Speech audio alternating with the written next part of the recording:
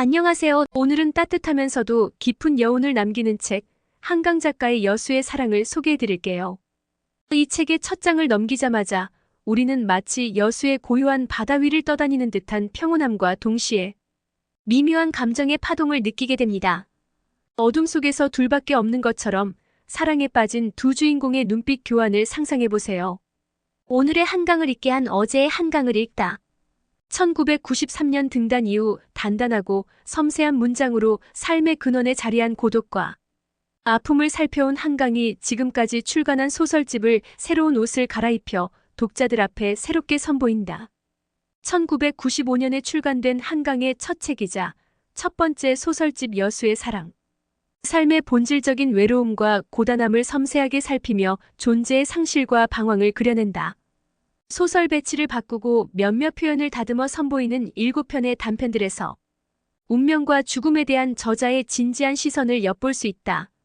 작가의 말. 1993년 10월부터 1994년 10월까지 약 1년 동안 이 단편들을 썼다. 만 23살에서 24살에 워낙 오래전에 쓴 글들이라서 2007년에 개정판을 내며 한 번 손보았음에도 불구하고 몇몇 문장들과 크고 작은 장면들을 고치고 다듬었다. 문학과 지성사의 여러분께 20여 년 동안의 인연에 감사드린다. 표지의 작품을 싣도록 허락해주신 이정진 작가님께도 감사 인사를 드린다. 2018년 가을 바람이 서늘해진 서울에서 한강.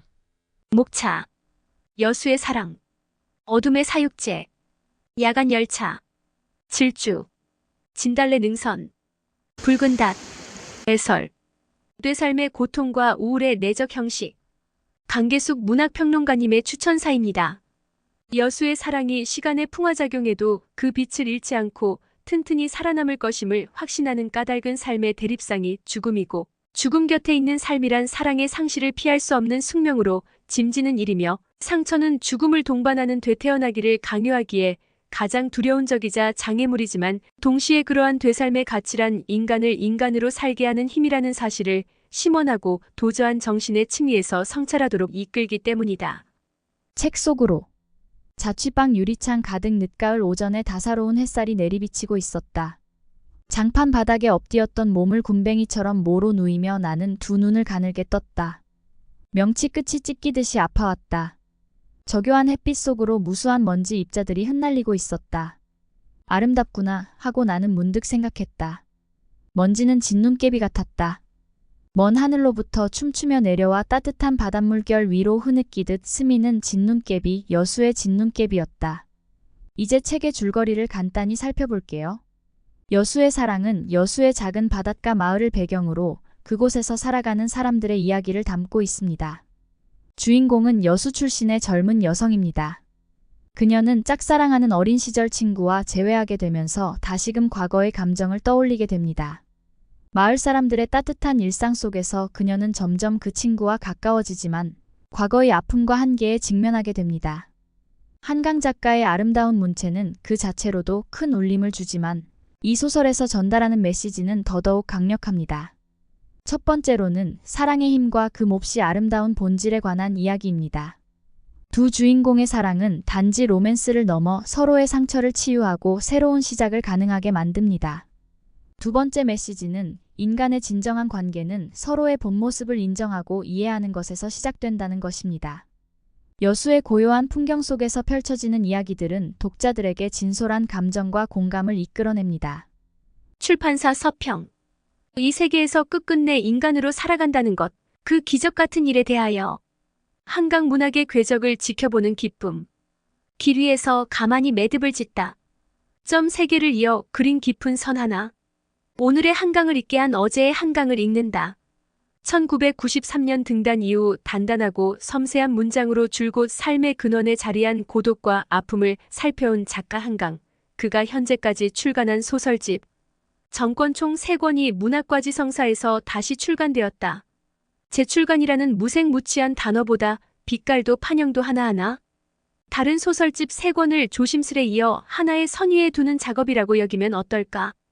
20서너 살 때의 작가가 1년 동안 휘몰아치듯 썼던 단편을 모은 것이 1995년 한강의 첫 소설집이자 통틀어 첫 책인 여수의 사랑이다. 5년 만에 출간된 두 번째 소설집 내 여자의 열매에서 한강은 흐르는 물과 같이 변화하는 과정이 바로 나라는 평범한 진리를 만난 듯 하다가 이내 다시 묻는다. 이 한 편 한 편의 소설들을 썼던 사람은 누구였을까? 작가의 말 그리고 12년이 지나 세 번째 소설집 노랑무늬 영혼을 펴냈다. 그 사이사이에 장편 그대의 차가운 손 채식주의자 바람이 분다. 가라 히라버 시간이 씌어졌다. 단편은 성냥 불꽃 같은 데가 있다. 먼저 불을 당기고 그게 꺼질 때까지 온 힘으로 지켜본다. 그 순간들이 힘껏 내 등을 앞으로 떠밀어줬다. 작가의 말이 1012 노랑무늬 영혼. 돌아보아야 궤적을 발견할 수 있다. 소설집 3권이 출간되는 동안 한강 단편 소설에서 변화한 것과 변하지 않은 것이 있다. 여수의 사랑에서 인간과 세상에 대한 갈망을 간절하게 드러내며 떠나고 버리고 방황하고 추락하는 고독하고 고립된 존재들은 내 여자의 열매에서 그토록 갈망하던 세상과 서로를 서툴게 받아들이려다 어긋나버리고 상처 입는다. 그리고 노랑무늬 영혼에 이르러 재생의 의지와 절망 속에서 생명력은 더 강하게 타오른다. 존엄해진 존재는 여전히 고통스러워하면서도 마침내 상대를 껴안으려 시도한다. 끝내 돌아가고야 말 어딘가이자 인맥을 밀어올리는 이파리 회복기에 피어난 꽃 점을 잇는 작업 동안 오롯이 담아내고자 했던 자연스러운 변화와 흐름은 표지에 사용된 사진작가 이정진의 작품과 조화를 이룬다. 한편 변함없는 것은 한강의 치열한 물음이 아닐까? 살고 싶다, 살아야겠다. 어떻게 살아야 하는가라는 질문을 놓지 않으며 인간이라는 존재, 삶과 죽음, 이 세상에 대해서 21편의 소설 내내 묻지만 필연적으로 답에 도달할 수 없다. 그러나 파르스름한 불꽃 같은 그 물음 자체가 물음에서 파생되는 고독의 열기와 세심한 슬픔이 작품 속 그들을 그리고 우리를 사랑하고 살아있게 하는 힘이 된다. 변화했으나 변하지 않았으므로 신중하게 소설들의 배치를 바꾸었고 몇몇 표현들을 손보았지만 두어야 할 것은 그대로 두었다. 앞서 누구를 묻던 내 여자의 열매 속 작가. 자신의 물음에 노랑무늬 영혼에 새로 씌어진 작가의 말을 이어본다. 그 궤적을 함께 되짚어보길 권한다. 누군가 20해 남짓 홀로 써왔다. 한강은 여전히 걷고 있다. 알고 있다. 이 소설들을 썼던 12년의 시간은 이제 다시 돌아올 수 없고 이 모든 문장들을 적어가고 있었던 그토록 생생한 나 자신도 다시 만날 수 없다. 그 사실이 상실로 느껴져선 안 된다고 생각한다. 이것은 결코 작별의 말이 아니어야 하고 나는 계속 쓰면서 살아가고 싶은 사람이니까. 작가의 말이 1018 노랑무늬 영혼. 삶의 본질적인 외로움과 고단함을 섬세하게 살피며 존재의 상실과 방황을 그려낸 작가의 첫 책. 여수의 사랑. 작가의 첫 책이자 첫 번째 소설집. 1995년에 출간된 여수의 사랑은 삶의 본질적인 외로움과 고단함을 섬세하게 살피며 존재의 상실과 방황을 그려낸다. 이번 출간을 통해 소설 배치를 바꾸고 몇몇 표현을 다듬었다.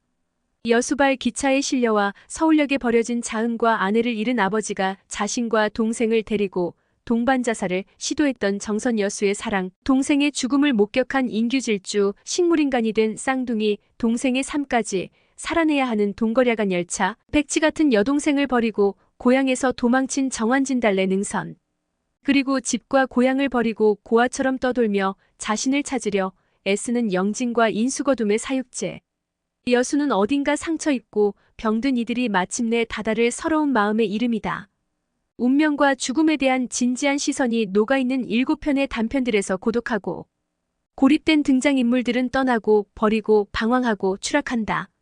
죽음 가까이에서 존재의 살아있음을 일깨우면서 사람과 세상에 대한 갈망을 멈추지 않는 존재들이 차갑고도 뜨거운 여운을 남긴다. 이 책은 인간관계의 깊이에 대해 다시 한번 생각하게 만듭니다. 우리는 일상에서 종종 진정한 감정을 숨기고 서로를 제대로 이해하지 못한 채 살아가곤 합니다. 그러나 여수의 고즈넉한 마을 사람들의 이야기는 호흡 가득히 느끼는 바닷바람처럼 우리에게 진실된 감정을 깨닫게 하며 사람과 사람 사이의 따뜻한 연결을 떠올리게 합니다. 감사합니다.